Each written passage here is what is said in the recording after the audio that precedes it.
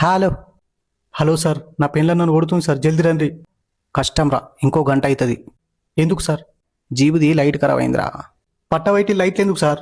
ఆ లైట్లు కావురా, మీద ఉంటాయి చూడు, ఉయ్ ఉయ్ ఉయ్ అని సౌండ్ వస్తుంది చూడు, ఆ లైటు. Please sir. అయినా ఎందుకు కొడుతుందిరా? ఇక లాకెట్లు అలుకుతేయలేవా? వేసింది సార్. ఇంట్లో బూజు దులపలేవా? దులిపిన సార్. గోర్ల కత్తెర పోగొట్టినావా? లేదు సార్. మరి ఏం చేసినావురా? ఇవాళ మటన్ అండింది సార్, ముక్కలు ఉడకలేవు గంతే.